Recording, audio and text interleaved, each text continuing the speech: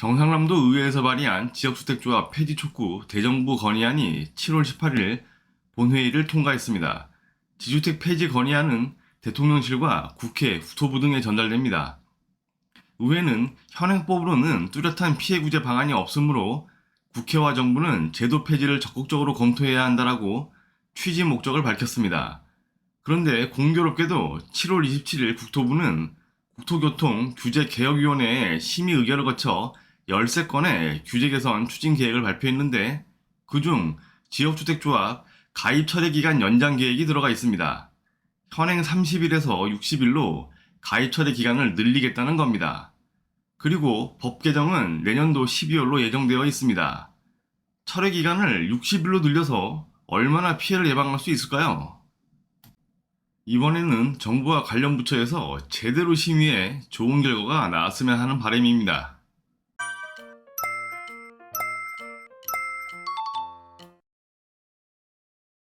지주택 제도 폐지 건의는 이번이 처음이 아닙니다. 2016년 10월에 서울, 부산, 인천 등 8개 시도가 제도 폐지를 공동 건의한 적이 있습니다. 그러나 정부는 사업 혜택을 보는 국민이 존재한다는 이유로 제도를 유지하고 대신 2020년 관리감독 등을 강화한 주택법을 개정했습니다.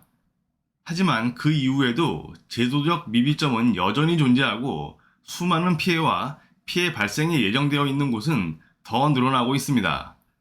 지옥주택조합, 원수에게나 권하는 사업, 피해자 양산 주택사업, 건설사만 이익을 보는 사업, 사기꾼들의 배를 불리우는 사업 등의 말들은 이러한 현실을 여실히 보여주고 있습니다.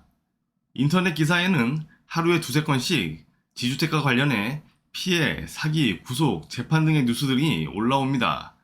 부동산 관련 카페나 블로그엔 조합원들의 피해와 제도 폐지 운동을 해야 한다는 게시글이 등장하고 지난 정부 청와대 국민청원에도 피해 구제와 사업 폐지를 촉구하는 청원글들은 셀 수 없이 올라왔습니다.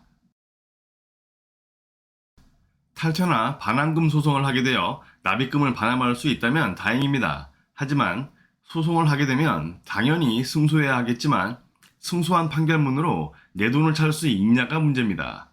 현재 조합과 건설사의 소송, 토지주와 조합의 소송, 조합 추진위와 조합원들과의 소송 등 얽히고 설켜있는 이런 관계 속에서 피해를 보는 건 조합원들밖에 없습니다.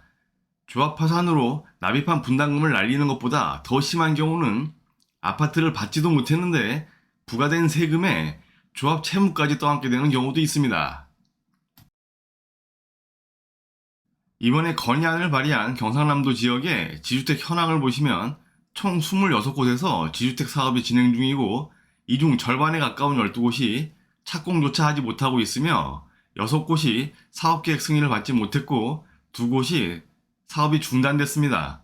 그리고 조합 설립 이후 5년 이상 이어지고 있는 사업이 전체의 89%인 23곳에 이르고 있습니다.